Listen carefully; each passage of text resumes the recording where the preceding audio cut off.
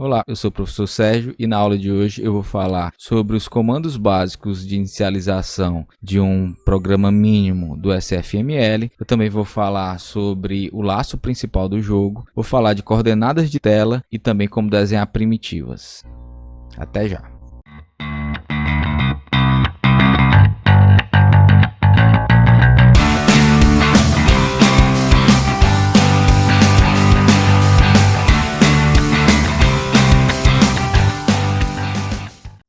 Então, com aquele programinha que a gente criou na aula passada, a gente vai entender um pouquinho como o SFML faz para ele criar um programinha mínimo, no caso, nosso Hello World. Então, vou aumentar um pouquinho aqui a fonte e aí vamos ver o seguinte, ó.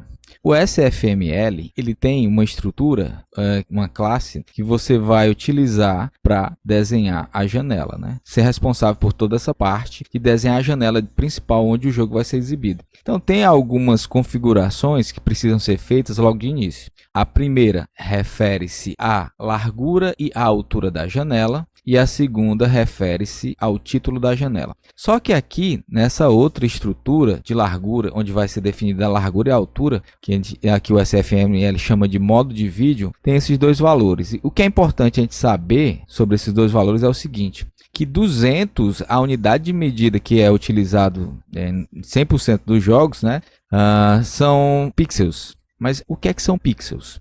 Se a gente for aqui procurar no Google a palavra pixels, né, e colocar imagens, a gente tem uma espécie de dica do que ela significa.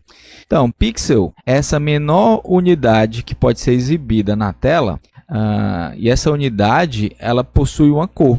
E se você utiliza vários pixels, você pode representar imagens, né? Então, você dá para ver aqui, ó, a foto. Essa foto dessa mulher, ela é composta por pixels. Cada pontinho desse possui uma cor e uma posição, e a união de todas as cores e todas as posições fazem com que o desenho da mulher seja exibida, né? Seja formada. Então, quando a gente volta aqui para o código principal e coloca ele para executar, você vai perceber que aqui você tem uma janela que ele vai possuir 200 pixels de largura por 200 pixels de altura. E além disso, o título da janela ele vai escrever, né, SFML Works. Só que para poder a janela ser exibida na tela, existem algumas configurações iniciais, além da largura e do título principal. E uma das configurações mais importantes é o laço principal, né, do jogo. Então, falando um pouquinho de eventos, o SFML, como a maioria das linguagens de programação que utilizam interfaces gráficas, ele utiliza do conceito de eventos. Então, um evento nada mais é que algo que é percebido pelo sistema operacional e passa por um tratamento de eventos. Quando eu falo isso, por exemplo, quando a gente clica com o botão esquerdo do mouse, isso é um evento. Quando a gente maximiza uma janela, isso é um evento. Quando você minimiza, isso também é um evento. Então, todas as ações que são realizadas através dessas interfaces gráficas, elas são eventos. E para cada evento desse, precisa haver um tratamento, ou seja, precisa ser definido algo como resposta àquele evento. Se a gente for aqui para a página de tutorial do SFML, né, ele fala um pouquinho sobre evento. E aí a gente pode ver que existem vários eventos que são filtrados, que são tratados pelo SFML. Por exemplo, o evento de fechar, que é utilizado aqui, ó, no código principal. Então, quando um evento de fechar for detectado pelo sistema operacional, ele vai ser enviado para a biblioteca SFML para que seja feita alguma ação de resposta a esse evento. E a resposta que está sendo feita aqui, que está sendo criada, é o fechamento da janela. Se eu colocar o programinha aqui para funcionar sem esse tratamento de evento, vamos ver o que é que vai acontecer, ó. Quando eu clicar aqui no botão fechar, o evento de fechamento da janela não vai ser mais percebido, certo? Então isso vai fazer com que o seu programa não funcione legal, né? Não funcione corretamente. Eu vou só matar aqui o processo para fechar a janelinha. E vou retornar aqui o tratamento de evento do fechamento da janela. Então, existem vários eventos. Tem evento tanto para fechar, como tem evento para redimensionar a janela, tem evento para ganhar ou perder o foco. Ou seja, quando a gente reconhece como foco, quando você posiciona o mouse em cima de um objeto, ele ganhou o foco. E a gente clica, né? E quando a gente sai da janela ou clica em outro componente, né? Então, quando a gente sai dessa janela, ela perdeu o foco, né? Cliquei aqui fora, ela perdeu o foco. Cliquei aqui dentro, ela ganhou o foco. Então, vários componentes percebem esse tipo de evento. Evento quando um texto é digitado, evento quando a tecla é pressionada, evento quando o scroll do mouse ele é movido, é mexido. Então tem vários tipos de eventos. Botões, cliques do mouse. Então já dá para perceber, né, que através desses eventos a gente pode fazer com que o que você está fazendo como jogador, né, seja refletido dentro do jogo. E além desses eventos que são tratados, todos esses eventos eles são armazenados num local, né? Que ele chama aqui de piscina de eventos, né? Então é como se fosse uma piscina, né? Onde tem vários eventos lá dentro, enfileirados, esperando para serem tratados, né? Então esse segundo laço faz justamente isso. Ele vai coletar de dentro dessa piscina, né? Todos os eventos que estão aguardando para serem tratados. Então, quando não houver mais evento, ele sai desse laço daqui e vem para cá. Não, esse aqui é o laço principal do jogo, né? E ele vai continuar rodando enquanto a janela estiver sendo exibida, né? Enquanto a janela estiver aberta. Quando não houver mais nenhum evento para ser tratado, existe o comando onde o SFML vai limpar, né, a tela. E aqui como parâmetro, só adiantando alguma coisa, você pode limpar com cores diferentes. Por padrão, o SFML limpa a tela com fundo preto, né, mas eu posso aqui mudar. SF Color Red. Então, estou pedindo para a janela agora ser limpada com a cor vermelha.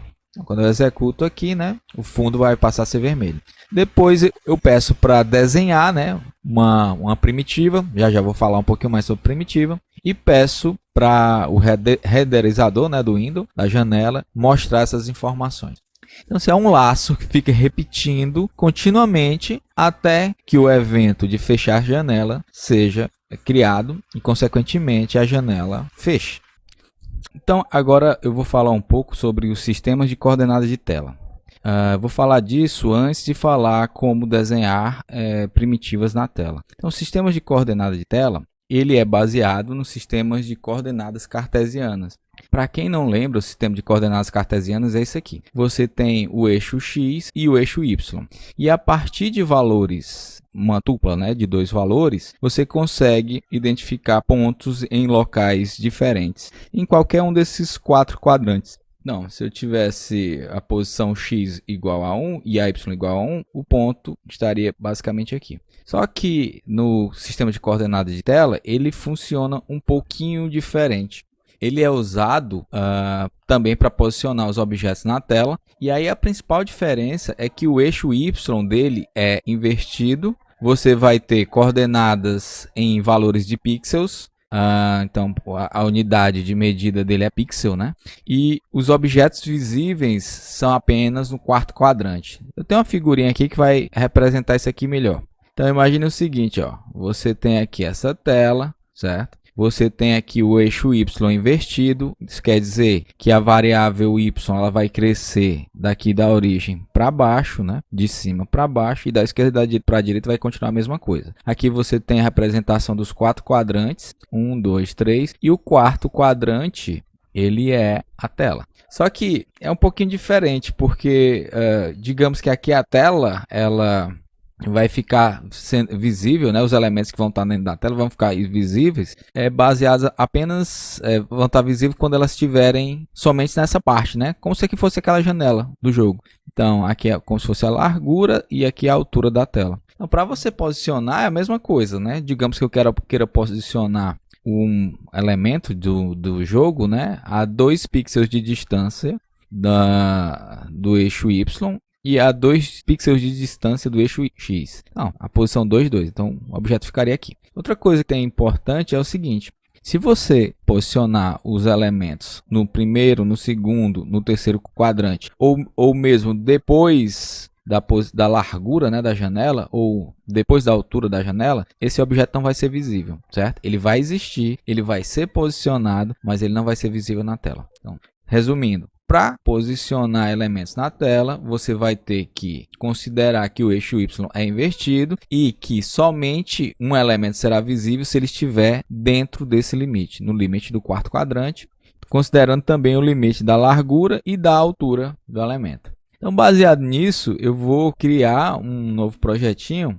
e aí eu vou fazer algumas coisas nele, dar uma organizadazinha melhor e aí a gente vai colocar alguns elementos para serem desenhados. Então, eu vou criar aqui um novo projeto em C, vou chamar de aula 02 e aí eu vou adicionar aqui um controle de versão, finish, vou pegar do Hello World aquelas duas configurações que eu fiz da biblioteca, vou colocar aqui no arquivo.pro, vou modificar isso aqui para C++17 e assim vai, né? Vou pegar o código do Hello World, vou copiar aqui, vou colar aqui nesse novo projeto que a gente criou. Vou aqui em propriedades do projeto, tirar o Shadow Build e tirar na execução a parte de rodar pelo terminal, né? Vou compilar e executar aqui para ver se está tudo funcionando corretamente. Então, beleza. Aqui tem a janelinha com fundo vermelho e um círculo verde. Então, vamos fazer alguns ajustes, né? O primeiro ajuste que eu quero fazer é tirar esse laço principal daqui, né? Então, vou usar um pouquinho de C++ moderno, C++17, para poder organizar melhor nosso código. Então, primeira coisa que eu vou fazer é criar uns atalhos para render window. Estou fazendo isso para toda vez eu não precisar escrever SF ... Render window, video mode, também para evento, que é minúsculo, primeira letra aqui é minúscula, um espacinho aqui, using, aqui embaixo, o que mais que eu vou precisar? Basicamente isso, por enquanto isso, né? Ponto e vírgula, vou criar uma função para colocar o laço principal do jogo. A primeira versão vai ser assim, né? Então, o laço principal ele precisa de informações de render window, então vou passar render window como argumento, render window, vou passar aqui uma referência para ele, rw, e aí essa parte aqui do desenho eu vou tirar, que não vou precisar mais dela, e vou copiar isso aqui, recortar isso aqui e colar aqui dentro. Vou renomear isso aqui, né? Vou colocar o RW, não, vou colocar o window para eu não precisar renomear os outros elementos da tela. Não tenho mais o desenho. A tela aqui eu vou deixar com o valor padrão de limpeza da imagem, né? Da janela, vai ser preto. E aqui embaixo eu vou chamar o laço principal. Então, vou compilar aqui e ver se está tudo funcionando. Vou passar aqui como referência o window e vou executar. Beleza, funciona. SFML, vou só mudar aqui o título, né? E vou modificar também o tamanho da janela. 640 por 480 e aqui vai ser aula 02. Aula 02. Então, para dar uma melhorada aqui no nosso código, eu vou fazer a seguinte coisa, né? O laço principal, né? A parte principal do código vai ser isso aqui, está mais enxuto. E aí eu vou criar uma função lambda, uma função anônima, né, para passar para esse método aqui somente a parte de desenho. Então eu vou dar um include aqui, dar um include functional, e aí eu vou criar um novo tipo, draw std function, ele vai retornar void, vai receber como parâmetro o render window, uma referência para render window, tirar isso aqui, e aí o draw eu vou passar, tá faltando aqui o símbolo de maior, e aí eu vou passar isso aqui como um argumento da função de laço, né, do procedimento. Então vai ser draw, isso aqui é um ponteiro, né, no .tr, então beleza, e aqui eu faço a parte de desenho. Se draw tiver definido, desenha, né? Passando aqui a referência para window. Void. Opa, tá faltando só isso aqui. Pronto. Beleza. Então eu vou executar aqui. Ele não vai desenhar nada, porque eu ainda não fiz a parte de desenho. Então, como eu falei, né? Aqui é como se fosse o início, né? Do quarto quadrante, né? 00 e aqui 640 por 480. Esses dois pontos. Então, digamos que eu queira desenhar um círculo bem aqui, certo? Então, para desenhar um círculo, eu tenho uma classe no SFML chamada Circle Shape. E também vou colocar um Rectangle Shape, só para facilitar a vida da gente. Então aqui a primeira coisa que eu vou fazer é desenhar o círculo. Circle Shape, C-Shape. E aqui eu vou definir o raio dele. Vou falar que o raio dele é de 100 pixels. Aí eu posso colocar outros parâmetros, né? Já eu mostro. Só vou criar aqui a nossa função lambda para ela receber esses argumentos. Então aqui vai ser o render window, RW, e aí eu faço o corpo da minha função anônima. Então só tem um probleminha aqui nessa função que eu acabei colocando no local errado, né? Aqui, tira isso daqui, e aí sim, eu consigo utilizar render window. Então, para eu desenhar na tela, eu uso o comando draw de window e passo C-Shape, que é o desenho do círculo. Se eu mandar executar isso aqui, né, ele vai exibir esse círculo aqui nessa posição. Então, note que por padrão, a posição X e Y é 0 e 0. Então, o círculo ele está posicionado aqui, ó. Então, daqui para cá, né, ele vai ter 100 pixels, né, é o diâmetro. É o raio, não é o diâmetro do círculo. Então, se eu quiser desenhar esse círculo em outra posição, eu vou especificar essa posição, né? Então, digamos que para colocar o elemento a 100 pixels distante do eixo Y e 100 pixels distante do eixo X, né? Eu faço isso. E aí eu coloco para funcionar, para rodar o aplicativo de novo. Até aqui, ó. Então, daqui para cá tem 100 pixels e daqui para cá tem 100 pixels. Então, tem outro comando também que eu posso utilizar para mudar a cor do elemento. Então, C-Shape, Set, Fill Color. Então, aqui eu vou só criar mais um elemento, mais um using, né? Mais um atalho para cores, para não ficar escrevendo SF dois ponto todas as vezes que eu for utilizar o comando. Então, eu vou mudar ele para cor azul, melhor, cor vermelha. Então, tem vários parâmetros que você pode utilizar, né? Então, se você for aqui no tutorial do SFML, ele vai mostrar várias coisas. Colocar textura, colocar desenho. Então, o importante daqui é você fazer o seguinte, é você entender o seguinte, que esses elementos, né, existem várias formas de você desenhar os elementos e você pode definir cores diferentes e posições diferentes, né? Se eu quiser criar outro círculo, né, em outra posição, né, então posso fazer isso aqui, ó. Não, melhor, vou colocar aqui um retângulo. Rectangle Shape, R-Shape, e aqui ele não tem o parâmetro dele aqui, ele é a largura e a altura do shape, né? E ele vai utilizar o que ele chama de vector 2f. Então, vector 2f nada mais é que uma tupla de dois floats. Em alguma aula eu vou falar melhor sobre vetores e como é que a gente usa ele para você fazer a movimentação dos elementos na tela. Então, R-Shape, eu vou usar aqui um vector 2f para definir uma largura e uma altura. Então, vai ser 100 pixels de largura, 100 pixels de altura. Aqui o ponto F para definir, que é um float. Vou pintar esse elemento aqui de outra cor. R-Shape, Set Fill Color, e aí vai ser Color Blue. Desenho primeiro o círculo, depois desenho o retângulo R-Shape. Coloco aqui para executar. E aí na tela, aqui, na posição, como eu falei, para o padrão, posição 00, e na posição 100, o círculo, né? Então, com isso, a gente entende um pouquinho mais sobre a biblioteca SFML, entende como a gente faz para posicionar os elementos primitivos na tela, né, nessa janelinha do jogo.